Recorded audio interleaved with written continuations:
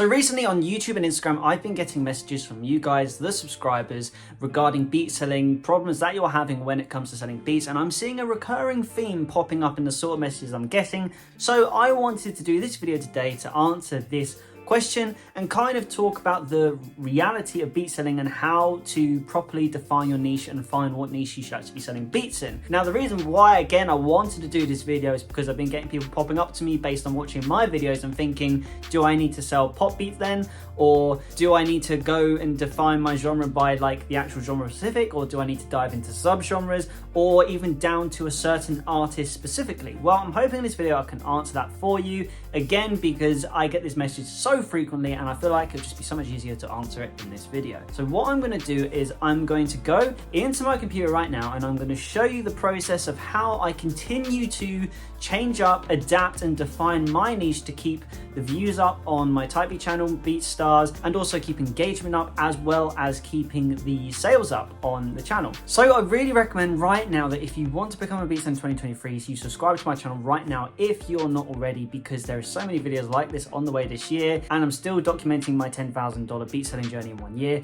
where there's gonna be a new video on the update coming out soon. But out of the way, let's have a look at the data. Okay, so there's no better place than to start on the BeatStars profile. I'm just going to assume that if you're watching this video and you're inquiring about beat selling or interested in beat selling, you most likely have a BeatStars account. You may have an Airbit or a Soundees account, and I will cover Airbit as well because I do have an Airbit account. But basically, to date, after a year of selling beats, I'm standing at 355 followers, 53,000 plays, and 229 tracks uploaded.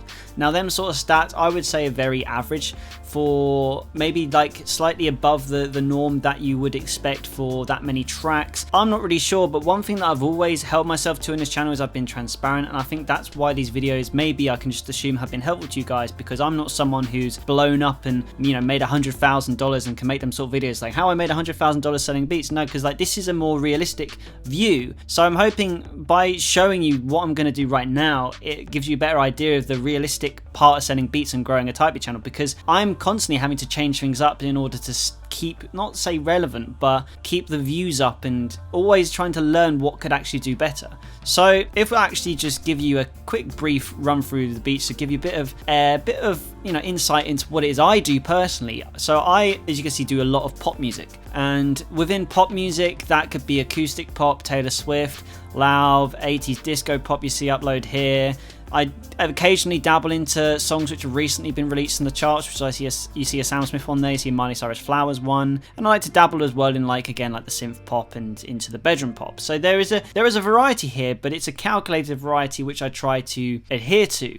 Now, not every single one of these beats gets a lot of views. That's the first thing you got to accept. Secondly, there are times when something works, especially Taylor Swift, but it doesn't work as much when you do it for a while. So you have to constantly learn how to change things up. So I'm going to go to my stats to show you kind of like how I'd monitor it. So if I was to see how I was doing to determine what sort of beats I'm going to be uploading for the next month, I would go firstly to the last 30 days on my BeatStars stats and just see what tracks are getting the most amount of views. I'd also see as well where I'm getting the views as well, because one thing I talked about in my last video is the debate of a website, but website I get the second most amount of views. I get my most amount of views from the website marketplace, the web marketplace rather, and the pro page as well, sitting at 460. So this is basically all through YouTube to this point that I get these sorts of views on the Type Beat channel the last 30 days. So if we're just looking at the marketplace, because this is where all the organic growth, and if you're someone who wants to grow a beat selling business through organic selling, then you need to be looking at just the website marketplace traffic. Because if I was to look at the website that I made myself or the pro page, that's completely different metrics. That's from marketing for YouTube or marketing for email. So we only want to know the marketplace for the web. So I'll look at this data, and the first thing I'll have a look at is the top tracks. And I normally go to the top 10 or maybe a little bit more just to see what's sort of popping up a lot, and try and remind myself of what actually does well on channel, because it's very easy to go off in tangents when you're doing pop music. So there's a lot. So we'll see here Taylor Swift, Cruel Summer. This beat's been up for a long time, so this one's actually starting to gain traction, which is something to note. So Taylor Swift, and we'll see Taylor Swift pops up again there at number 4. We keep scrolling, Taylor Swift. Okay, so Taylor Swift is still doing well for me. Taylor Swift again, joining Taylor Swift as well. So Taylor Swift popping up in my top tracks.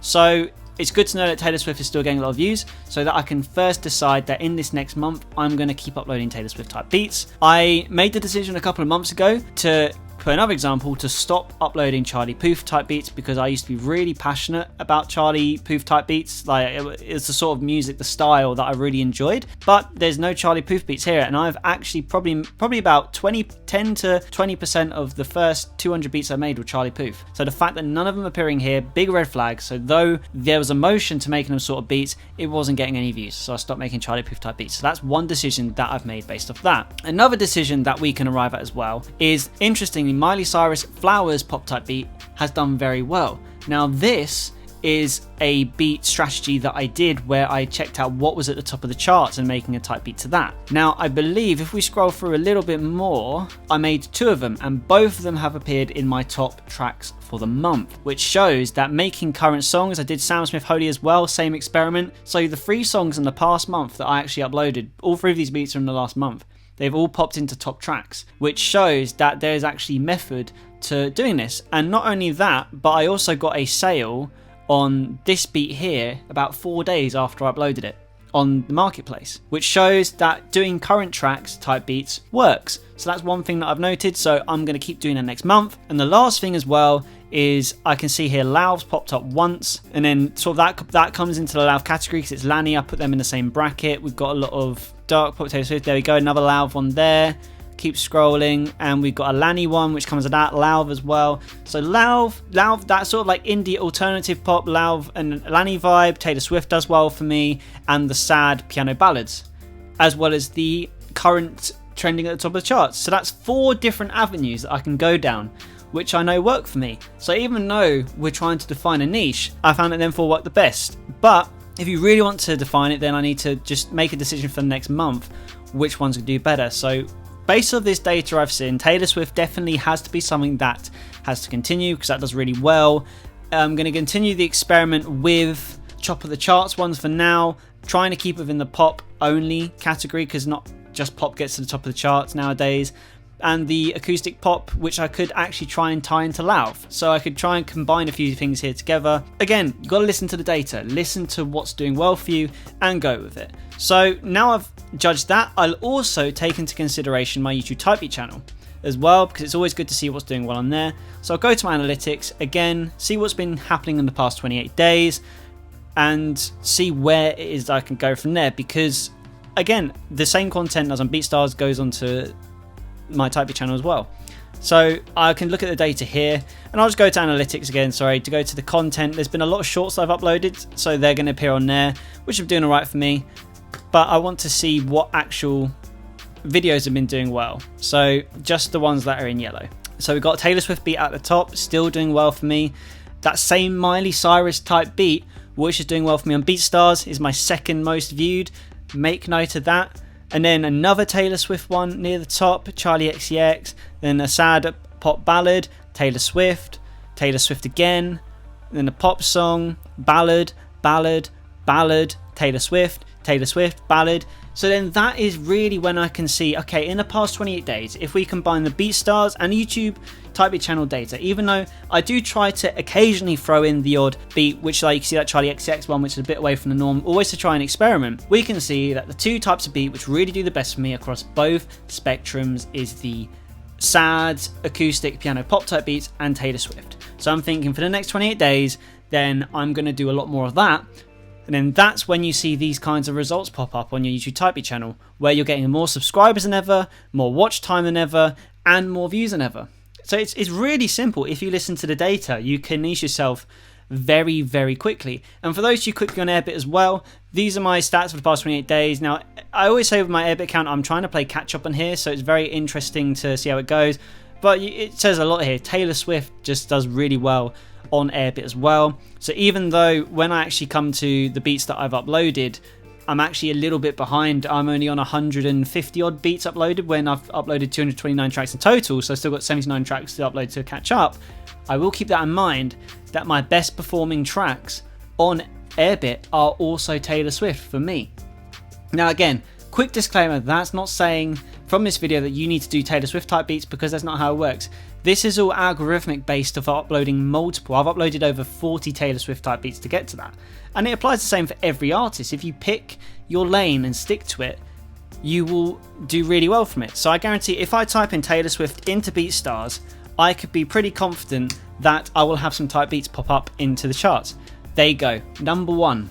And that is from a year, that's from a whole year, emphasis on a whole year of sticking to a lane that after trial and error I know was working for me.